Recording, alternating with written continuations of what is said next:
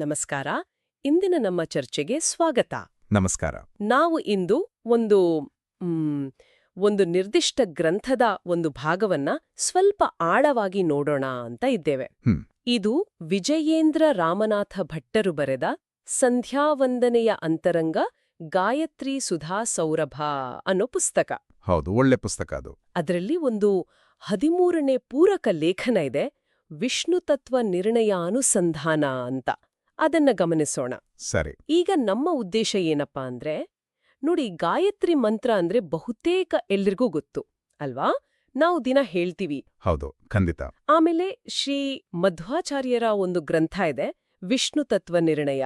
ಬಹಳ ಮುಖ್ಯವಾದ ಆಳವಾದ ಗ್ರಂಥ ಅದು. ಹೌದು, ತತ್ವಶಾಸ್ತ್ರದಲ್ಲಿ ಅದಕ್ಕೆ ದೊಡ್ಡ ಸ್ಥಾನ ಇದೆ. ಇವೆರಡಕ್ಕೂ ಅಂದ್ರೆ ಈ ಮಂತ್ರಕ್ಕೂ ಆ ಗ್ರಂಥಕ್ಕೂ ಒಂದು ಆಶ್ಚರ್ಯಕರವಾದ ಒಂದು ಕನೆಕ್ಷನ್, ಒಂದು ಸಂಬಂಧ ಇದೆ ಅಂತ ಈ ಲೇಖನದಲ್ಲಿ ಹೇಳಿದ್ದಾರೆ. ಆ ಸಂಬಂಧದ ಸ್ವರೂಪ ಏನು, ಅದರ ಹಿಂದಿನ ಒಳನೋಟಗಳು ಏನು ಅಂತ ತಿಳಿಯೋದೆ ನಮ್ಮ ಇವತ್ತಿನ ಗುರಿ. ಸರಿ, ಬಹಳ ಸ್ವಾರಸ್ಯಕರವಾದ ವಿಷಯ ಇದು. ಹಾಗಾದ್ರೆ ಇದನ್ನ ಸ್ವಲ್ಪ ಬಿಡಿಸಿ ನೋಡೋಣ್ವೇ? ಖಂಡಿತ, ಶುರು ಮಾಡೋಣ.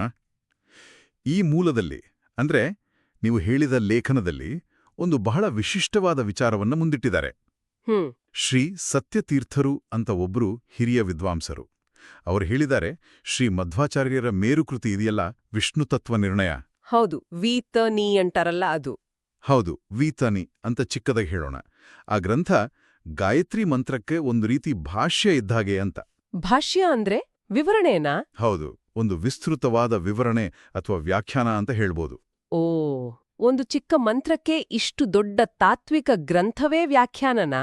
ಇದು ಕೇಳೋಕೆ ಆಶ್ಚರ್ಯ ಆಗ್ತಿದೆ. ಹೌದು, ಇದು ನಿಜಕ್ಕೂ ಕುತೂಹಲಕಾರಿ ವಿಷಯ. ಈ ವಾದಕ್ಕೆ ಅವರು ಏನಾದ್ರೂ ಕಾರಣ ಕೊಡ್ತಾರಾ? ಸುಮ್ಮನೆ ಹೇಳಿದ್ದಲ್ವಾ? ಇಲ್ಲ, ಸುಮ್ಮನೆ ಹೇಳಿದ್ದಲ್ಲ. ಶ್ರೀ ಸತ್ಯತೀರ್ಥರು ತಮ್ಮ ವಾದಕ್ಕೆ ಕೆಲವು ಆರಂಭಿಕ ಕಾರಣಗಳನ್ನ ಕೊಡ್ತಾರೆ, ಮೇಲ್ನೋಟಕ್ಕೆ ಕಾಣುವಂಥವು. ಮೂಲದಲ್ಲಿ ಅದನ್ನ ಬಾಹ್ಯ ಸೂಚನೆಗಳು ಅಂತ ಕರೆದಿದ್ದಾರೆ. ಮೊದಲನೇದಾಗಿ ರಚನೆಯಲ್ಲಿ ಒಂದು ಹೋಲಿಕೆ ಇದೆ. ರಚನೆ ಅಂದ್ರೆ? ಈಗ ಗಾಯತ್ರಿ ಮಂತ್ರಕ್ಕೆ 3 ಪಾದಗಳಿವೆ ಅಲ್ವಾ, 3 ಸಾಲುಗಳು. ಹೌದು. ಅದೇ ರೀತಿ ವೀತನಿ ಗ್ರಂಥದಲ್ಲೂ 3 ಪರಿಚ್ಛೇದಗಳಿವೆ, ಅಂದ್ರೆ 3 ಅಧ್ಯಾಯಗಳು ಅಥವಾ ವಿಭಾಗಗಳು. ಓ, 3 ಪಾದಗಳು, 3 ಪರಿಚ್ಛೇದಗಳು, ಒಂದು ಸ್ಪಷ್ಟವಾದ ನಂಬರ್ ಮ್ಯಾಚಿಂಗ್ ಇದೆ. ಸರಿ. ಬೇರೆ ಏನಿದೆ? ಹೌದು. ಆಮೇಲೆ ಎರಡನೇದಾಗಿ ಶಬ್ದಗಳಲ್ಲಿ ಒಂದು ರೀತಿಯ ಹೋಲಿಕೆ ಇದೆ ಅಂತ ಗುರುತಿಸ್ತಾರೆ. ಶಬ್ದಗಳಲ್ಲಿ ಹೇಗೆ? ಗಾಯತ್ರಿ ಮಂತ್ರ ಶುರುವಾಗೋದು ತತ್ ಸವಿತುಃ ಅಂತ, ತತ್ ಪದದಿಂದ. ಹೌದು. ವೀತನಿ ಗ್ರಂಥ ಶುರುವಾಗೋದು ಸದಾಗಮೈಕ ವಿಜ್ಞೇಯಂ ಅಂತ, ಅಂದ್ರೆ ಸತ್ ಅನ್ನೋ ಅಕ್ಷರಗಳಿಂದ. ತತ್ ಮತ್ತು ಸತ್ ಎರಡೂ ಶಬ್ದಗಳು ಮೂಲತಃ ಪರಬ್ರಹ್ಮನನ್ನೇ ಸೂಚಿಸ್ತವೆ. ಓಕೆ, ತತ್ ಸತ್. ಇನ್ನು ಮೂರನೆಯದು, ಗ್ರಂಥದ ಕೊನೆಯಲ್ಲೂ ಒಂದು ಹೋಲಿಕೆ ಕಾಣುತ್ತೆ. ವೀತನಿ ಗ್ರಂಥ ಮುಗಿಯೋದು ನಾರಾಯಣಾಯೇತಿ ಸಮರ್ಪಯಾಮಿ ಅಂತ. ನಾರಾಯಣಾಯೇತಿ ಪದ ಇದೆಯಲ್ಲ, ಅದು ಗಾಯತ್ರಿಗೆ ಪ್ರಿಯನಾದ ನಾರಾಯಣನ ನೆನಪನ್ನು ತರುತ್ತಂತಾರೆ. ಮತ್ತೆ ಅದರ ಹಿಂದಿನ ವಾಕ್ಯದಲ್ಲಿ ವಿಷ್ಣುಃ ಅಂತ ತಾಕಾರ ಅಂತ ಪದ ಬರುತ್ತೆ. ಅದು ಗಾಯತ್ರಿ ದೇವತೆಯಾದ ಸವಿತೃವಿನ ಮೊದಲ ಅಕ್ಷರ ಸಾಕಾರವನ್ನು ಒಂದು ರೀತಿ ಸೂಚಿಸ್ತಾ ಇದೆ ಅಂತಲೂ ಒಂದು ಅರ್ಥೈಸುವಿಕೆ ಇದೆ. ಓಹೋ, ಇದು ಸ್ವಲ್ಪ ಎಳೆದು ತಂದ ಹಾಗೆ ಅನ್ಸಲ್ವಾ? ಹೌದು, ಅದಕ್ಕೆ ಹೇಳಿದ್ದು ಇವೆಲ್ಲ ಬಾಹ್ಯ ಸೂಚನೆಗಳು, ಅಂದ್ರೆ ಹೊರಗಿನ ಹೋಲಿಕೆಗಳು ಮಾತ್ರ. ಅಸಲಿ ವಿಷಯ ಇರೋದು ಆಂತರಿಕ ಸಂಬಂಧದಲ್ಲಿ. ಹೌದು, ಅದೇ ಮುಖ್ಯ ಅನಿಸುತ್ತೆ. ಮೂಲದಲ್ಲಿ ಅಂತರಂಗದ ಸೂಚನೆ ಅಂತ ಹೇಳಿದ್ದಾರೆ. ಅಂದ್ರೆ ಅರ್ಥದ ಮಟ್ಟದಲ್ಲಿ ಫಿಲಾಸಫಿಕಲ್ ಆಗಿ ಆಳವಾದ ಸಂಬಂಧ ಇದೆ ಅಂತ ತಾನೆ? ಖಂಡಿತ. ಹಾಗಾದ್ರೆ ಗಾಯತ್ರಿ ಮಂತ್ರದ ಒಂದೊಂದು ಪದಕ್ಕೂ ವೀತನಿ ಗ್ರಂಥದ ವಿಚಾರಗಳಿಗೂ ಹೇಗೆ ಸಂಬಂಧ ಕಲ್ಪಿಸಲಾಗಿದೆ, ಇದನ್ನ ಸ್ವಲ್ಪ ವಿವರಿಸ್ತೀರಾ? ಇದು ತುಂಬಾ ಇಂಟ್ರೆಸ್ಟಿಂಗ್ ಆಗಿದೆ. ಖಂಡಿತ. ಅದೇ ಈ ಚರ್ಚೆಯ ತಿರುಳು. ಶ್ರೀ ಸತ್ಯತೀರ್ಥರು ಗಾಯತ್ರಿ ಮಂತ್ರದ ಪ್ರತಿಯೊಂದು ಶಬ್ದದ ಅರ್ಥ ಇದೆಯಲ್ಲ, ಅದು ವೀತನಿಯ ನಿರ್ದಿಷ್ಟ ಭಾಗಗಳಲ್ಲಿ ಹೇಗೆ ವಿಸ್ತಾರವಾಗಿ ಚರ್ಚೆಯಾಗಿದೆ ಅಂತ ತೋರಿಸ್ಕೊಟ್ಟಿದ್ದಾರೆ. ಮೂಲ ಗ್ರಂಥದ 8ರಿಂದ 14ನೇ ಪುಟಗಳಲ್ಲಿ ಇದರ ವಿವರ ಇದೆ. ನಾವು ಒಂದೊಂದಾಗಿ ನೋಡೋಣ. ಮೊದಲಿಗೆ ತತ್. ತತ್ ಸಾಮಾನ್ಯವಾಗಿ ಅದು ಅಂತ ಅಂದುಕೊಳ್ತೇವೆ ಅಲ್ವಾ? ಹೌದು, ಸಾಮಾನ್ಯ ಅರ್ಥ ಅದು. ಆದ್ರೆ ತಾತ್ವಿಕವಾಗಿ ತತ್ ಅಂದ್ರೆ ಇಲ್ಲಿ ಕೇವಲ ಸರ್ವನಾಮ ಅಲ್ಲ, ಅದು ಪರಬ್ರಹ್ಮನನ್ನು ಸೂಚಿಸುವ ಬಹಳ ಗಹನವಾದ ಪದ. ಅದರ ಅರ್ಥ ಏನು ಹಾಗಿದ್ರೆ? ಇದರ ಅರ್ಥದಲ್ಲೇ 3 ಮುಖ್ಯ ಅಂಶಗಳಿವೆ. ಭಗವಂತನ ಗುಣಪೂರ್ಣತ್ವ, ಅಂದ್ರೆ ಎಲ್ಲ ಒಳ್ಳೆಯ ಗುಣಗಳಿಂದ ತುಂಬಿರುವಿಕೆ. ಸರಿ.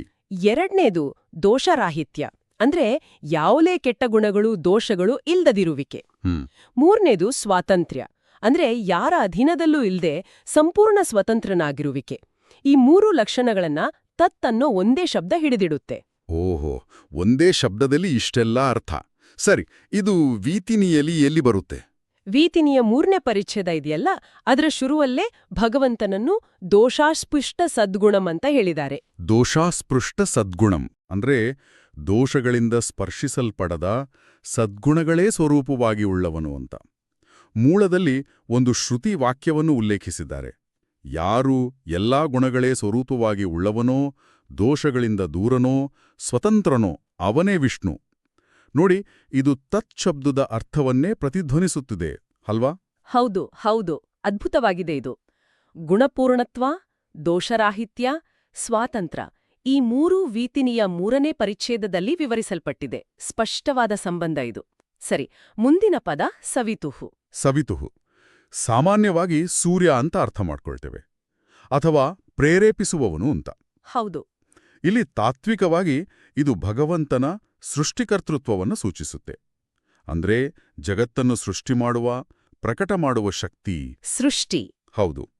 ಸು ಅನ್ನೋ ಧಾತುವಿಗೆ ಪ್ರಸವ ಅಂದ್ರೆ ಹುಟ್ಟಿಸುವುದು ಮತ್ತೆ ಪ್ರೇರಣೆ ಅಂದ್ರೆ ಪ್ರೇರೇಪಿಸುವುದು ಎರಡೂ ಅರ್ಥ ಇದೆ. ಜಗತ್ತನ್ನು ಸೃಷ್ಟಿಸುವವನು, ಒಳ್ಳೆಯ ಕೆಲಸಕ್ಕೆ ಎಲ್ಲರನ್ನೂ ಪ್ರೇರೇಪಿಸುವವನು ಸವಿತ. ಇದು ವೀತಿನಿಯಲ್ಲಿ ಹೇಗೆ ಬರುತ್ತೆ? ವೀತಿನಿಯ 2ನೇ ಪರಿಚ್ಛೇದದಲ್ಲಿ ಸಮಸ್ತೇಪ್ಸಿತ ದಾತೃತ್ವಂ ಅಂತ ಒಂದು ವಿಚಾರ ಬರುತ್ತೆ. ಸಮಸ್ತೇಪ್ಸಿತ ದಾತೃತ್ವಂ ಅಂದ್ರೆ ಎಲ್ಲರ ಎಲ್ಲ ಇಷ್ಟಾರ್ಥಗಳನ್ನು ಕೊಡುವನು ಅಂತ. ಈಗ ಯೋಚಿಸಿ, ಜಗತ್ತನ್ನೇ ಸೃಷ್ಟಿ ಮಾಡದೆ ಎಲ್ಲರ ಇಷ್ಟಾರ್ಥಗಳನ್ನ ಹೇಗೆ ಕೊಡೋಕಾಗತ್ತೆ? ಲಾಜಿಕಲ್ ಆಗಿದೆ. ಇಲ್ಲಿ ಸೃಷ್ಟಿ ಅಂದ್ರೆ ಏನೂ ಇಲ್ಲದ್ದನ್ನ ಹೊಸದಾಗ್ ಮಾಡೋದಲ್ಲ, ಸೂಕ್ಷ್ಮ ರೂಪದಲ್ಲಿರೋದನ್ನ ವ್ಯಕ್ತಸ್ಥಿತಿಗೆ ತರೋದು, ಅಭಿವ್ಯಕ್ತಪಡಿಸೋದು. ಓಕೆ. ಮೂಲದಲ್ಲಿ ಹೇರಿರೋ ಹಾಗೆ ಹುಟ್ಟಿದವರೆಲ್ಲ ಹಿತವನ್ನುಂಟು ಮಾಡುವ ಆ ಹರಿಗೆ ಜಗತ್ತನ್ನ ಹುಟ್ಟಿಸಲು ಬೇರೆ ಯಾರೂ ಬೇಕಿಲ್ಲ. ಅವನು ಉತ್ಪತ್ತಿ ದೋಷದಿಂದ ದೂರ. ಈ ಸೃಷ್ಟಿಕರ್ತೃತ್ವ ಮತ್ತು ಪ್ರೇರಕತ್ವದ ಚಿಂತನೆ ಸವಿತೃ ಶಬ್ದದಿಂದ ಆಗ್ಬೇಕು ಅಂತ ಸತ್ಯತೀರ್ಥರು ಹೇಳ್ತಾರೆ. ಅರ್ಥವಾಯ್ತು. ಸವಿತು ಅಂದ್ರೆ ಬರೀ ಸೂರ್ಯ ಅಲ್ಲ, ಜಗತ್ತನ್ನು ವ್ಯಕ್ತಪಡಿಸುವ ಮತ್ತು ಎಲ್ಲರ ಬಯಕೆಗಳನ್ನ ಪೂರೈಸುವ ಶಕ್ತಿ. ವೀತಾನಿ ಇದನ್ನ ಸಮಸ್ತೇಪ್ಸಿತ ದಾತೃತ್ವಂ ಮೂಲಕ ವಿವರಿಸುತ್ತೆ. ಸರಿ, ಮುಂದಿನ ಪದ ವರೇಣ್ಯಂ. ವರೇಣ್ಯಂ ಅಂದ್ರೆ ವರಣೀಯಂ. ವರಣೀಯಂ ಅಂದ್ರೆ ಎಲ್ಲಕ್ಕಿಂತ ಶ್ರೇಷ್ಠವಾದ್ರಿಂದ ಎಲ್ಲರೂ, ಅದರಲ್ಲೂ ವಿಶೇಷವಾಗಿ ಮೋಕ್ಷ ಬಯಸೋರು ಆರಿಸಿಕೊಳ್ಳಲು ಯೋಗ್ಯವಾದದ್ದು, ಆಯ್ಕೆ ಮಾಡಿಕೊಳ್ಳಲು ಯೋಗ್ಯವಾದದ್ದು. ಹೌದು. ಮತ್ತೆ ವರ ಅಂದ್ರೆ ಶ್ರೇಷ್ಠ ಅಂತನೂ ಅರ್ಥ. ಎಲ್ಲ ಒಳ್ಳೆಯ ಶಾಸ್ತ್ರಗಳಿಂದ, ವೇದ, ಉಪನಿಷತ್ತು, ಪುರಾಣಗಳಿಂದ ಮುಖ್ಯವಾಗಿ ಯಾರ ಬಗ್ಗೆ ಹೇಳಲಾಗಿದೆಯೋ, ಯಾರನ್ನ ತಿಳಿಯಬೇಕೋ ಆ ಶ್ರೇಷ್ಠನೇ ಭಗವಂತ. ಓಕೆ. ಅವನ ಈ ಶ್ರೇಷ್ಠತೆಯೇ ವರಣ್ಯಂ ಪದದಲ್ಲಿ ಇದೆ. ಇದನ್ನು ವೀತನಿಯ 2ನೇ ಪರಿಚ್ಛೇದದಲ್ಲಿ ತುಂಬ ಸ್ಪಷ್ಟವಾಗಿ ಸ್ಥಾಪಿಸಿದ್ದಾರೆ. ಹೇಗೆ? ಅಲ್ಲಿ ಭಗವಂತನನ್ನು ಸಾಧಗಮೈಕ ಗಮ್ಯಂ ಅಂತ ಕರೆದಿದ್ದಾರೆ. ಸಾಧಗಮೈಕ ಗಮ್ಯಂ ಅಂದ್ರೆ ದೋಷವಿಲ್ಲದ ಶಾಸ್ತ್ರಗಳಿಂದ ಮಾತ್ರವೇ ತಿಳಿಯಲು ಸಾಧ್ಯವಿರುವನು ಅಂತ. ಬೇರೆ ದಾರಿ ಇಲ್ಲ ಅವನನ್ನ ತಿಳಿಯೋಕೆ. ಹಾಗೂ ಅದೇ ಪರಿಚ್ಛೇದದಲ್ಲಿ ಸಮಸ್ತೇಪ್ಸಿತಾಕ್ಷರ ಅನ್ನೋ ವಿಚಾರವನ್ನು ವಿಶ್ಲೇಷಿಸಿದ್ದಾರೆ. ಅಂದರೆ ಅವನು ಎಲ್ಲಾ ಇಷ್ಟಾರ್ಥಗಳನ್ನೂ ಕೊಡುವವನು ಮತ್ತು ಅಕ್ಷರ ತತ್ವವಾದ ಲಕ್ಷ್ಮೀದೇವಿಗಿಂತಲೂ ಉತ್ತಮನು, ಶ್ರೇಷ್ಠನು ಅಂತ. ಲಕ್ಷ್ಮೀದೇವಿಗಿಂತಲೂ ಶ್ರೇಷ್ಠನಾ? ಹೌದು. ಲಕ್ಷ್ಮೀಗೆ ಉತ್ತಮ ಅಂದಮೇಲೆ ಇನ್ನು ಅವನೇ ಎಲ್ಲರಿಗಿಂತ ಶ್ರೇಷ್ಠ, ಎಲ್ಲರೂ ಆರಿಸಿಕೊಳ್ಳಬೇಕಾದವನು ಅಂತ ಆಯ್ತಲ್ಲ. ಹೌದು ಹೌದು. ವೀತನಿಯಲ್ಲಿ ಶ್ರುತಿ ಪುರಾಣವಾಕ್ಯಗಳನ್ನ ಕೊಟ್ಟು ಎಲ್ಲಾ ವೇದಗಳಿಗೂ ವಿಷ್ಣುವಿನ ಸರ್ವೋತ್ತಮತ್ವವೇ ಮುಖ್ಯ ತಾತ್ಪರ್ಯ ಅಂತ ಸಾಧಿಸಿದ್ದಾರೆ. ಇದು ವರೇಣ್ಯಂ ಪದದ ಅರ್ಥಕ್ಕೆ ನೇರವಾದ ವ್ಯಾಖ್ಯಾನದ ಹಾಗೆ ಇದೆ. ನಿಜಕ್ಕೂ ಗಮನಾರ್ಹ ಇದು. ವರೇಣ್ಯಂ ಪದದ ಸರ್ವಶ್ರೇಷ್ಠ ಮತ್ತು ಶಾಸ್ತ್ರಗಳಿಂದ ತಿಳಿಯಲ್ಪಡುವ ಇನ್ನು 2 ಅರ್ಥಗಳನ್ನ ವೀತನಿಯ ಸಾಧಗಮೈಕ ಗಮ್ಯಂ ಸಮಸ್ತೇಪ್ಸಿತಾಕ್ಷನ ವಿಚಾರಗಳು ಸ್ಪಷ್ಟಪಡಿಸ್ತವೆ. ತುಂಬಾ ತಾರ್ಕಿಕವಾದ ಜೋಡಣೆ. ಈಗ ಮುಂದಿನ ಪದ ಭರ್ಗಃ. ಇದು ಸ್ವಲ್ಪ ನಿಗೂಢವಾಗಿ ಕೇಳಿಸ್ತೆ. ಹೌದು, ಭರ್ಗಃ ಅನ್ನೋದು ಬಹಳ ಗಹನವಾದ ಪದ. ಇದರ ಅರ್ಥವೇನು? ವೀತನಿಯಲ್ಲಿ ಹೇಗೆ ಬರುತ್ತೆ? ಭೃಜ್ ಅನ್ನೋ ಧಾತುವಿನಿಂದ ಬಂದಿದೆ. ಇದಕ್ಕೆ ಹಲವು ಅರ್ಥಗಳಿವೆ. ಮುಖ್ಯವಾಗಿ ಭ ಅಂದ್ರೆ ಭಾಸಯತಿ, ಪ್ರಕಾಶಿಸುವಂತೆ ಮಾಡೋದು, ಜ್ಞಾನರೂಪತ್ವ. ಓಕೆ. ರ ಅಂದ್ರೆ ರಂಜಯತಿ, ಆನಂದ ಕೊಡೋದು. ಗ ಅಂದ್ರೆ ಗಮಯತಿ, ತನ್ನ ಹತ್ತಿರ ಸೇರಿಸ್ಕೊಳ್ಳೋದು, ಮೋಕ್ಷ ಕೊಡೋದು. ಭ ರ ಗ ಹ್ಮ್ ಒಟ್ಟಾರೆಯಾಗಿ ಇದರ ಅರ್ಥ ತೇಜೋರೂಪತ್ವ, ಪಾಪಗಳನ್ನ ಸುಡೋ ಶಕ್ತಿ ಭರ್ಜನ, ಎಲ್ಲರನ್ನೂ ಭರಿಸುವ ಪೋಷಿಸುವ ಶಕ್ತಿ ಭರಣ ಮತ್ತು ಎಲ್ಲರನ್ನೂ ಪ್ರೇರೇಪಿಸುವ ಶಕ್ತಿ. ಓ ಇಷ್ಟೆಲ್ಲ ಅರ್ಥ ಇದೆಯಾ? ಹೌದು, ಈ ಎಲ್ಲಾ ಶಕ್ತಿಗಳನ್ನ ವೀತನಾಯದ 3ನೇ ಪರಿಚ್ಛೇದದಲ್ಲಿ ಬರುವ ಅಶೇಷ ಸದ್ಗುಣಂ ಅನ್ನೋ ಭಗವಂತನ ವಿಶೇಷಣ ಇದೆಯಲ್ಲ, ಅದರ ಅಡಿಯಲ್ಲಿ ವಿವರಿಸಿದ್ದಾರೆ. ಅಶೇಷ ಸದ್ಗುಣಂ. ಹೌದು, ಅಲ್ಲಿ ಭಗವಂತನ ಅಷ್ಟಕರ್ತೃತ್ವ ಅಂದ್ರೆ 8 ಕ್ರಿಯೆಗಳ ಬಗ್ಗೆ ಹೇಳಿದ್ದಾರೆ. ಸೃಷ್ಟಿ, ಸ್ಥಿತಿ, ಲಯ, ನಿಯಮನ, ಜ್ಞಾನ, ಆವರಣ, ಅಜ್ಞಾನ, ಬಂಧ, ಮೋಕ್ಷ. ಈ 8 ಕ್ರಿಯೆಗಳ ವಿವರಣೆಯಲ್ಲಿ ಭರ್ಗಃ ಶಬ್ದದ ಎಲ್ಲಾ ಅರ್ಥಗಳೂ ಅಡಕವಾಗಿವೆ. ಮೂಲದಲ್ಲಿ ಒಂದು ಶ್ರುತಿವಾಕ್ಯ ಉಲ್ಲೇಖಿಸಿದ್ದಾರೆ. ಬ್ರಹ್ಮಾದಿ ದೇವತೆಗಳಿಗೆ ಮತ್ತು ಲಕ್ಷ್ಮೀಗೂ ಸೃಷ್ಟಿ, ಸ್ಥಿತಿ, ಲಯ ಇತ್ಯಾದಿಗಳನ್ನು ಮಾಡುವವನು, ಎಲ್ಲರಿಗೂ ಚಟುವಟಿಕೆ ನೀಡುವನು ಹರಿಯೊಬ್ಬನೇ. ಅವನಿಗೆ ಸಹಾಯಕರಾರೂ ಇಲ್ಲ. ಈ ಎಲ್ಲಾ ಅರ್ಥಗಳ ಮೊತ್ತವೇ ಭರ್ಗಃ ಅಂತ ಸತ್ಯತೀರ್ಥರು ತೋರಿಸ್ಕೊಡ್ತಾರೆ. ಅಂದ್ರೆ ಭರ್ಗಃ ಅಂದ್ರೆ ಬರೀ ತೇಜಸ್ಸಲ್ಲ, ಅದು ಭಗವಂತನ ಸೃಷ್ಟಿ, ಸ್ಥಿತಿ, ಲಯ ಮುಂತಾದ 8 ಮಹಾಕ್ರಿಯೆಗಳ ಅವನ ಸಾರ್ವಭೌಮ ಶಕ್ತಿಯ ಸಂಕೇತ. ವೀತನಾಯದ 3ನೇ ಪರಿಚ್ಛೇದ ಇದನ್ನ ಅಶೇಷ ಸದ್ಗುಣಂ ಅಡಿಯಲ್ಲಿ ವಿವರಿಸುತ್ತೆ. ತುಂಬಾ ಆಳವಾದ ವಿಶ್ಲೇಷಣೆ ಇದು. ಸರಿ, ಈಗ ದೇವಸ್ಯ ಪದಕ್ಕೆ ಬರೋಣ. ದೇವಸ್ಯ. ದೇವ ಅಂದ್ರೆ ಸಾಮಾನ್ಯವಾಗಿ ದೇವರು. ಇಲ್ಲಿ ಬೇರೆನಾದ್ರೂ ವಿಶೇಷ ಅರ್ಥ ಇದೆಯಾ? ಹೌದು, ದಿವು ಅನ್ನೋ ಧಾತುವಿಗೆ ಸುಮಾರು 10 ಅರ್ಥಗಳಿವೆ. ಕ್ರೀಡಿಸುವುದು, ಗೆಲ್ಲುವುದು, ಹೊಳೆಯುವುದು, ಸ್ತುತಿಸಲ್ಪಡುವವನು, ಜ್ಞಾನರೂಪನು, ಹೀಗೆ ಇವೆಲ್ಲ ಭಗವಂತನಲ್ಲಿವೆ. ಮುಖ್ಯವಾಗಿ ಅವನ ದಿವ್ಯತ್ವ, ಅವನ ಲೀಲೆ, ಅವನ ತೇಜಸ್ಸು ಮತ್ತು ಎಲ್ಲಾ ವೇದಗಳಿಂದ ಮುಖ್ಯವಾಗಿ ಯಾರ ಬಗ್ಗೆ ಹೇಳಲಾಗಿದೆಯೋ ಆ ಸ್ವರೂಪವನ್ನು ದೇವಸ್ಯ ಪದ ಸೂಚಿಸುತ್ತೆ. ಸರಿ, ಇದು ವೀಟಿನಿಯಲ್ಲಿ ಹೇಗೆ ಸಂಬಂಧಪಟ್ಟಿದೆ? ಈ ವಿಚಾರ ವೀತನಿಯ 1ನೇ ಪರಿಚ್ಛೇದದ ಮುಖ್ಯ ವಿಷಯವೇ ಆಗಿದೆ. ಅಲ್ಲೇನು ಸ್ಥಾಪಿಸಿದ್ದಾರೆ ಅಂದ್ರೆ, ವಿಷ್ಣುವೇ ಎಲ್ಲಾ ಶಬ್ದಗಳ ಮುಖ್ಯ ಅರ್ಥ. ಎಲ್ಲಾ ವೇದಗಳು, ಶಾಸ್ತ್ರಗಳು ಕೊನೆಗೆ ಹೇಳೋದು ವಿಷ್ಣುವಿನ ಸರ್ವೋತ್ತಮತ್ವವನ್ನೇ. ಓ, ಎಲ್ಲಾ ಶಾಸ್ತ್ರಗಳ ಗುರಿ ಅವನೇ ಅಂತಾನ? ಹೌದು. ಮೂಲದಲ್ಲಿ ಮಠರೋಪನಿಷತ್ತಿನ ವಾಕ್ಯ ಉಲ್ಲೇಖಿಸಿದ್ದಾರೆ. ಭಗವಂತ ಸರ್ವೋತ್ತಮ, ದೋಷರಹಿತ, ಅನಂತ ಗುಣಪೂರ್ಣ, ಅಸದೃಶ. ಇಂಥವನನ್ನು ಹೇಳಲಿಕ್ಕಾಗಿಯೇ ಎಲ್ಲಾ ವೇದಗಳೂ ಇವೆ. ಹಾಗಾಗಿ ಎಲ್ಲಾ ವೇದಗಳಿಂದ ತಿಳಿಯಲ್ಪಡುವನಾದ್ರಿಂದ ಅವನು ದೇವ. ಅಂದ್ರೆ ದೇವಸ್ಯ ಅಂದ್ರೆ ಅವನು ಸಕಲ ಶಾಸ್ತ್ರಗಳಿಂದಲೂ ಪ್ರತಿಪಾದ್ಯನಾದವನು, ಸರ್ವೋತ್ತಮನು ಅಂತ ವೀತನಿಯ 1 ಪರಿಚ್ಛೇದ ಸ್ಥಾಪಿಸುವ ಸತ್ಯವನ್ನು ಸೂಚಿಸುತ್ತೆ. ಇದುವರೆಗೆ ನಾವು ಗಾಯತ್ರಿ ಮಂತ್ರದ 1 ಭಾಗದ ಪದಗಳನ್ನು ನೋಡಿದ್ದೇವೆ. ತತ್ ಸವಿತುಃ ವರೇಣ್ಯಂ ಭರ್ಗಃ ದೇವಸ್ಯ. ಹೌದು, ಇಲ್ಲಿಯವರೆಗಿನ ಚರ್ಚೆಯಿಂದ ಗಾಯತ್ರಿಯ ಒಂದೊಂದು ಪದವೂ ಭಗವಂತನ ಒಂದೊಂದು ಮುಖ್ಯ ಲಕ್ಷಣವನ್ನು, ಅವನ ಸ್ವರೂಪ ತತ್, ಸೃಷ್ಟಿಶಕ್ತಿ ಸವಿತುಃ, ಶ್ರೇಷ್ಠತೆ ವರೇಣ್ಯಂ, ಸಾರ್ವಭೌಮ ಶಕ್ತಿ ಭರ್ಗಃ, ಶಾಸ್ತ್ರಗಮ್ಯತೆ ದೇವಸ್ಯ ಹೇಳುತ್ತೆ. ಮತ್ತು ವೀತನಿಯ 3 ಪರಿಚ್ಛೇದಗಳು ಇದನ್ನೇ ವಿಸ್ತಾರವಾಗಿ ಹೇಳುತ್ತವೆ ಅನ್ನೋದು ಸ್ಪಷ್ಟ ಆಗ್ತಿದೆ. ಹೌದು, ಇಲ್ಲಿಯವರೆಗೂ ಸರಿಹೊಂದಿದೆ. ಈಗ ಮುಂದಿನ ಭಾಗಕ್ಕೆ ಬರೋಣ. ಧೀಮಹಿ. ಧೀಮಹಿ ಇದರ ಅರ್ಥ ಧ್ಯಾನಿಸುತ್ತೇವೆ ಅಥವಾ ಚಿಂತಿಸುತ್ತೇವೆ. ಇದು ಒಂದು ಕ್ರಿಯಾಪದ. ಇದರ ಸಂಬಂಧ ವೀತನಿ ಜೊತೆ ಹೇಗೆ? ನೋಡಿ, ವೀತನಿ ಗ್ರಂಥದ ಉದ್ದೇಶವೇನು? ಭಗವಂತನ ಸರ್ವೋತ್ತಮತ್ವವನ್ನು, ಅವನ ಗುಣಗಳನ್ನು ಸ್ಥಾಪಿಸುವುದು. ಹೌದು. ಹೀಗೆ ಅವನ ಮಹಿಮೆಯನ್ನು ತರ್ಕಬದ್ಧವಾಗಿ, ಶಾಸ್ತ್ರಬದ್ಧವಾಗಿ ವಿವರಿಸುವುದೇ ಅವನ ಧ್ಯಾನಕ್ಕೆ ಒಂದು ರೀತಿಯ ಆಹ್ವಾನ ಇದ್ದ ಹಾಗೆ. ವೀತಿನಿ ಓದುವಾಗ, ಅದರ ತತ್ವಗಳನ್ನ ಮನನ ಮಾಡುವಾಗ ನಾವು ಸಹಜವಾಗಿಯೇ ಆ ಭಗವಂತನ ಸ್ವರೂಪವನ್ನು ಧ್ಯಾನಿಸ್ತೇವೆ ಅಲ್ವಾ? ಹೌದು. ಗ್ರಂಥದ ಉದ್ದೇಶವೇ ಧ್ಯಾನಕ್ಕೆ ಪ್ರೇರೇಪಿಸುವುದು. ಅಷ್ಟೇ ಅಲ್ಲ, ವೀತಿನಿಗೆ ಟೀಕಾ ಅಂತ ಅದ್ಭುತ ವ್ಯಾಖ್ಯಾನ ಬರೆದ ಶ್ರೀ ಜಯತೀರ್ಥರು, ಟೀಕಾಚಾರ್ಯರು. ಹೌದು, ಟೀಕಾಚಾರ್ಯರು. ಅವರು ತಮ್ಮ ವ್ಯಾಖ್ಯಾನದ ಶುರುವಿನಲ್ಲಿ ಮಂಗಳ ಶ್ಲೋಕಗಳ ಕೊನೆಯಲ್ಲಿ ಒಂದೇ ಅಂತ ಬಳಸ್ತಾರೆ. ಒಂದೇ ಅಂದ್ರೆ ನಮಸ್ಕರಿಸುತ್ತೇನೆ, ಧ್ಯಾನಿಸುತ್ತೇನೆ ಅಂತ. ಓ, ಮೂಲದಲ್ಲಿ ಹೇಳೋ ಹಾಗೆ ಗುಣಗಳನ್ನ ಹೇಳೋದೇ ಧ್ಯಾನ ಮಾಡ್ಲಿಕ್ಕೆ. ಅವುಗಳನ್ನ ಹೇಳೋದಕ್ಕೆ ಧ್ಯಾನ ಮಾಡೋದಕ್ಕಿಂತ ಬೇರೆ ಪ್ರಯೋಜನ ಇಲ್ಲ ಅನ್ನೋ ಒಂದು ನ್ಯಾಯ ಇದೆ. ಅದರ ಪ್ರಕಾರ ವೀತಿನಿಯಲ್ಲಿ ಭಗವಂತನ ಗುಣಗಳನ್ನ ಹೇಳಿರೋದೇ ಅವನನ್ನ ಧ್ಯಾನಿಸಬೇಕು ಅಂತ ಸೂಚಿಸುತ್ತೆ. ಹಾಗಾಗಿ ಧೀಮಹಿ ಅನ್ನೋ ಗಾಯತ್ರಿಯ ಆಶಯ ವೀತಿನಿಯ ಒಟ್ಟು ತಾತ್ಪರ್ಯದಲ್ಲೇ ಇದೆ. ಅಂದರೆ ಗ್ರಂಥ ಬರೀ ಜ್ಞಾನ ಕೊಡೋದಲ್ಲ, ಅದು ಧ್ಯಾನಕ್ಕೂ ಅನುಸಂಧಾನಕ್ಕೂ ಒಂದು ಸಾಧನ. ಧೀಮಹಿ ಆ ಕ್ರಿಯೆಯನ್ನ ಸೂಚಿಸುತ್ತೆ. ಇದು ಅರ್ಥಗರ್ಭಿತವಾಗಿದೆ. ಇನ್ನು ಕೊನೆಯ ಭಾಗ ಧಿಯೋ ಯೋ ನಃ ಪ್ರಚೋದಯಾತ್. ಹೌದು, ಯಾರು ನಮ್ಮ ಬುದ್ಧಿಗಳನ್ನ ಧಿಯಃ ಪ್ರೇರಿಸುತ್ತಾನೋ, ಪ್ರಚೋದಯಾತ್, ಇದು ಒಂದು ಪ್ರಾರ್ಥನೆಯಲ್ವಾ? ಹೌದು, ಇದು ಪ್ರಾರ್ಥನೆ. ಇದರ ಸಂಬಂಧ ವೀತ ನೀ ಜೊತೆ ಹೇಗೆ ಬೆಸೆದಿದೆ? ಈ ಭಾಗದ ಅರ್ಥ ಭಗವಂತನೇ ನಮ್ಮ ಬುದ್ಧಿಶಕ್ತಿಯ ಮೂಲ ಪ್ರೇರಕ, ನಮ್ಮನ್ನ ಸರಿದಾರಿಯಲ್ಲಿ ನಡೆಸುವನು ಅಂತ. ಈಗ ವೀತನಿಯ 3 ಪರಿಚ್ಛೇದಗಳಲ್ಲಿ ಏನು ಸ್ಥಾಪಿಸಲಾಗಿದೆ? ಭಗವಂತನ ಸರ್ವೋತ್ತಮತ್ವ, ಸರ್ವಶಕ್ತಿತ್ವ, ಸರ್ವಜ್ಞಾನತ್ವ, ದೋಷರಾಹಿತ್ಯ, ಗುಣಪೂರ್ಣತ್ವ ಇವೆಲ್ಲವೂ ಅವನು ನಮ್ಮ ಬುದ್ಧಿಗಳನ್ನ ಪ್ರೇರೇಪಿಸೋಕೆ ಪೂರ್ತಿ ಅರ್ಹ ಮತ್ತು ಸಮರ್ಥ ಅಂತ ತೋರಿಸುತ್ತೆ. ಹೌದು, ಅದು ನಿಜ. ಮೊದಲನೇ ಪರಿಚ್ಛೇದದಲ್ಲಿ ಅವನು ಸರ್ವಾಗಮೈಕ ಸಂವೇದ್ಯ, ಎಲ್ಲಾ ಶಾಸ್ತ್ರಗಳಿಂದ ತಿಳಿಯಲ್ಪಡುವನು ಅಂತ ಹೇಳಿದಾಗ ಆ ಶಾಸ್ತ್ರಜ್ಞಾನವನ್ನು ಕೊಡುವ ಬುದ್ಧಿಪ್ರೇರಕತ್ವವನ್ನು ಸೂಚಿಸಿದ ಹಾಗಾಯಿತು. ಓಕೆ.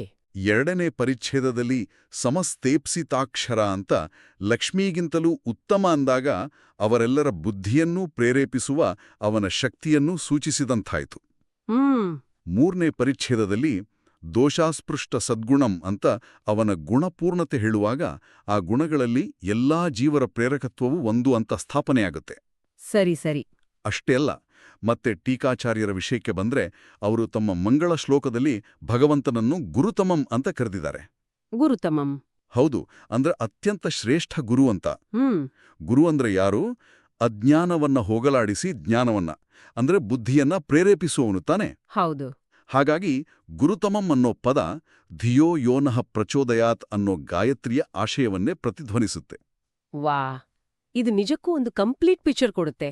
ಗಾಯತ್ರಿ ಮಂತ್ರದ ಒಂದೊಂದು ಪದವೂ ವೀತನೀಯಯ ಒಂದೊಂದು ಮುಖ್ಯ ವಿಚಾರಕ್ಕೆ ಲಿಂಕ್ ಆಗಿದೆ.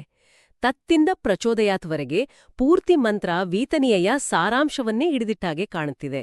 ಹೌದು ಹೌದು. ಹಾಗಾದ್ರೆ ಈ ವ್ಯಾಖ್ಯಾನದ ಪ್ರಕಾರ ವೀತನಿ ಅನ್ನೋದು ಬರೀ ವಿಷ್ಣುವಿನ ಸರ್ವೋತ್ತಮತ್ವವನ್ನ ಸಾಧಿಸೋ ಒಂದು ತರ್ಕದ ಗ್ರಂಥ ಅಷ್ಟೇ ಅಲ್ಲ. ಅದು ಗಾಯತ್ರಿ ಮಂತ್ರದಲ್ಲಿ ಅಡಗಿರೋ ಅಪಾರವಾದ ಅರ್ಥವನ್ನ ಸಿಸ್ಟಮ್ಯಾಟಿಕ್ ಆಗಿ ಲೇಯರ್ ಆಗಿ ಬಿಡಿಸಿ ತೋರಿಸೋ ಒಂದು ದೊಡ್ಡ ವ್ಯಾಖ್ಯಾನ, ಹೌದಲ್ವೇ? ಖಂಡಿತ, ನೀವು ಹೇಳಿದ್ದು ತುಂಬಾ ಸರಿ. ಗಾಯತ್ರಿಯ ಅರ್ಥವನ್ನ ಹಿಗ್ಗಿಸಿ ತೋರಿಸೋ ಒಂದು ತಾತ್ವಿಕ ಭೂತಕನ್ನಡಿ ಇದ್ದಾಗದು. ಇದೊಂದು ಅದ್ಭುತವಾದ ಸಮನ್ವಯ. ಇನ್ನೊಂದು ಹೆಜ್ಜೆ ಮುಂದೆ ಹೋಗಿ ಮೂಲ ಲೇಖನದಲ್ಲಿ ಇನ್ನೊಂದು ಸೂಕ್ಷ್ಮವಾದ ಆದರೆ ಇಂಟ್ರೆಸ್ಟಿಂಗ್ ಆದ ಪಾಯಿಂಟ್ ಹೇಳಿದ್ದಾರೆ. ಏನದು? ಅದೇ ಟೀಕಾಚಾರ್ಯರಾದ ಶ್ರೀ ಜಯತೀರ್ಥರ ಮಂಗಳಾಚರಣ ಶ್ಲೋಕಗಳಿವೆಯಲ್ಲ, ವೀತನಿ ಟೀಕೆಯ ಶುರುನಲ್ಲಿ ಬರೋದು. ಹೌದು. ಆ ಶ್ಲೋಕಗಳಲ್ಲಿ ಅವರು ಬಳಸಿದ ಪದಗಳನ್ನ ಗಮನಿಸಿದ್ರೆ ಅವು ಗಾಯತ್ರಿ ಮಂತ್ರದ ಪದಗಳನ್ನೂ ಅರ್ಥಗಳನ್ನೂ ಉದ್ದೇಶಪೂರ್ವಕವಾಗಿಯೇ ನೆನಪಿಗೆ ತರುವಾಗಿವೆ ಅಂತ ಲೇಖಕರು ಗುರುತಿಸಿದ್ದಾರೆ. ಓ ಹೌದಾ? ಉದಾಹರಣೆಗೆ ಈಗ ನೋಡಿ, ತಂ ನಮಾಮಿ ಅಂತ ಬರುತ್ತೆ. ಅಲ್ಲಿನ ತಂಪದ ಗಾಯತ್ರಿಯ ತತ್ ಅನ್ನ ನೆನಪಿಸುತ್ತೆ. ತಂ ತತ್. ಸರಿ. ದೇವಂ ಅನ್ನೋ ಪದ ಗಾಯತ್ರಿಯ ದೇವಸ್ಯ ಪದವನ್ನ ಹೋಲುತ್ತೆ. ಹೌದು. ಸವಿತರಂ ಅನ್ನೋ ಪದ ಗಾಯತ್ರಿಯ ಸವಿತುಃ ಪದಕ್ಕೆ ನೇರವಾದ ಸಮಾನಾರ್ಥಕ. ಸರಿ. ವರೇಣ್ಯಂ ಅನ್ನೋ ಗಾಯತ್ರಿಯ ಅರ್ಥವನ್ನ ರಮಾವಲ್ಲಭಂ ಅಂದ್ರೆ ಲಕ್ಷ್ಮೀಪತಿ ಅಂದ್ರೆ ಶ್ರೇಷ್ಠ ಅನ್ನೋ ಪದ ಸೂಚಿಸುತ್ತೆ. ಓಕೆ.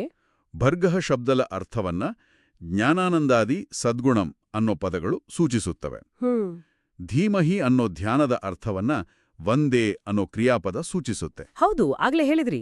ಕೊನೆದಾಗಿ ಧಿಯೋಯೋ ನಃ ಪ್ರಚೋದಯಾತ್ ಅನ್ನೋ ಪ್ರಾರ್ಥನೆ ಅರ್ಥವನ್ನ ಗುರುತಮಂ ಅನ್ನೋ ಪದ ಹಿಡಿದಿಡುತ್ತೆ. ವಾವ್, ಇದು ಕಾಕತಾಳೀಯ ಆಗಿರೋಕೆ ಸಾಧ್ಯ ಇಲ್ಲ ಅನಿಸುತ್ತೆ. ಹೌದು, ಲೇಖಕರು ಅದನ್ನೇ ಹೇಳೋದು.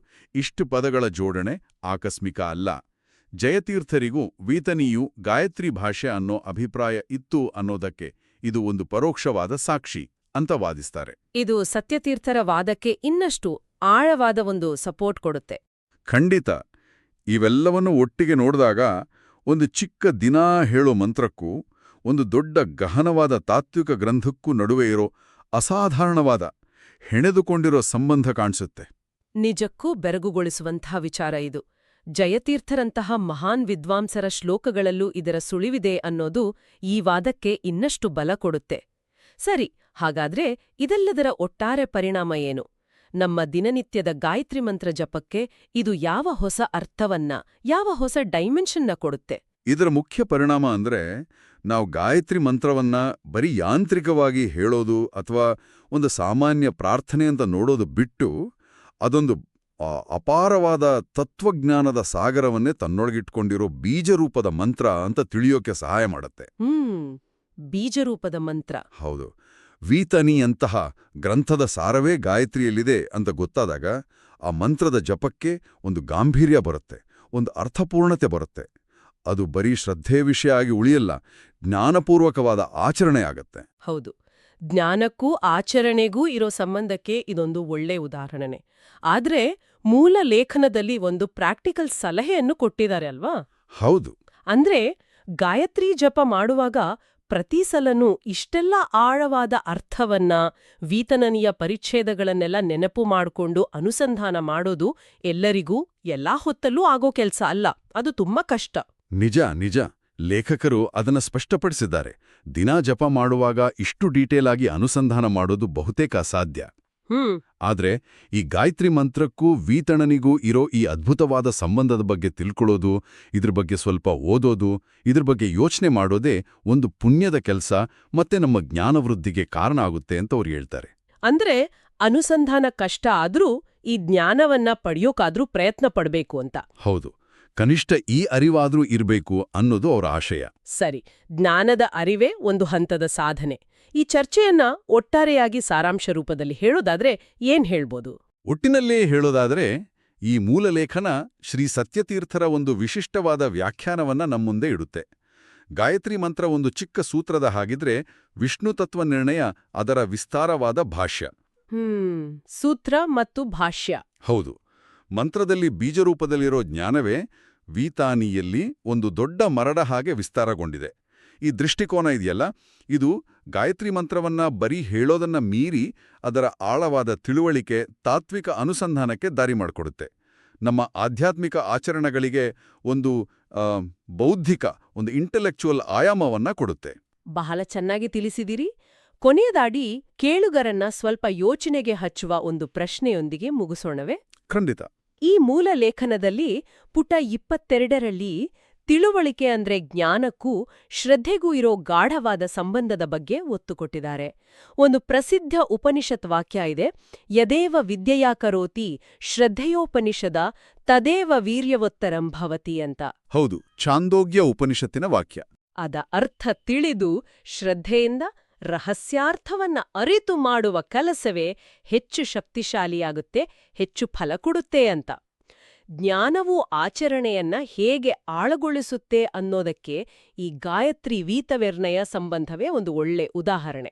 ಹೌದು ಹೌದು. ಈಗ ನನ್ನ ಪ್ರಶ್ನೆ ಇದು, ಗಾಯತ್ರಿ ಅಂಥ ಚಿಕ್ಕದಾದ, ಎಲ್ಲರಿಗೂ ಗೊತ್ತಿರೋ, ದಿನಾ ಬಳಸೋ ಮಂತ್ರ, ವಿಷ್ಣು ತತ್ವ ನಿರ್ಣಯದಂಥ ಒಂದು ಆಳವಾದ ವಿದ್ವತ್ಪೂರ್ಣ ಗ್ರಂಥದ ಸಾರವನ್ನೇ ತನ್ನೊಳಗಿಟ್ಟುಕೊಳ್ಳಬಹುದಾದ್ರೆ, ಹಾಗಾದ್ರೆ ನಾವು ದಿನಾ ಹೇಳೋ ಅಥವಾ ಕೇಳೋ ಬೇರೆ ಎಷ್ಟೋ ಸ್ತೋತ್ರಗಳು, ಶ್ಲೋಕಗಳು, ನಾಮಾವಳಿಗಳು ಅಥವಾ ತುಂಬಾ ಸರಳ ಅನಿಸೋ ಪ್ರಾರ್ಥನೆಗಳು ಇದೆಯಲ್ಲ, ಅವುಗಳ ಅಂತರಂಗದಲ್ಲಿ, ಅವುಗಳ ನಿಜವಾದ ಅರ್ಥದಲ್ಲಿ, ಅವುಗಳ ಹಿಂದಿರೋ ತಾತ್ವಿಕ ಆಳದಲ್ಲಿ ನಾವು ಇನ್ನೂ ಪೂರ್ತಿಯಾಗಿ ಗಮನಿಸದೇ ಇರೋ ಇನ್ನಷ್ಟು ಗುಪ್ತವಾದ ಅರ್ಥದ ಪದರಗಳು, ಆಶ್ಚರ್ಯಕರವಾದ ತಾತ್ವಿಕ ಆಯಾಮಗಳು ಅಡಗಿರಬಹುದು. ಬಹಳ ಮುಖ್ಯವಾದ ಪ್ರಶ್ನೆ ಇದು. ಇದು ಬಹುಶಃ ನಮ್ಮ ದೈನಂದಿನ ಆಧ್ಯಾತ್ಮಿಕ ಆಚರಣೆಗಳನ್ನ ಬರೀ ಒಂದು ಅಭ್ಯಾಸದ ಹಾಗೆ ಮೆಕ್ಯಾನಿಕಲ್ ಆಗಿ ಮಾಡೋದನ್ನ ಬಿಟ್ಟು, ಅವುಗಳ ಹಿಂದಿನ ಆಳವಾದ ಅರ್ಥವನ್ನ ಹುಡುಕೋಕೆ, ಅವುಗಳನ್ನು ಒಂದು ಹೊಸ ಜ್ಞಾನದ ದೃಷ್ಟಿಯಿಂದ ನೋಡೋಕೆ ನಮ್ಮನ್ನ ಪ್ರೇರೇಪಿಸುತ್ತೆ ಅಲ್ವಾ? ಖಂಡಿತವಾಗಿಯೂ. ಆ ಅನ್ವೇಷಣೆ ಬಹಳ ಮುಖ್ಯ. ಈ ಆಲೋಚನೆಯೊಂದಿಗೆ ಇವತ್ತಿನ ಚರ್ಚೆಯನ್ನ ಮುಗಿಸೋಣ. ಸರಿ, ನಮಸ್ಕಾರ. ನಮಸ್ಕಾರ.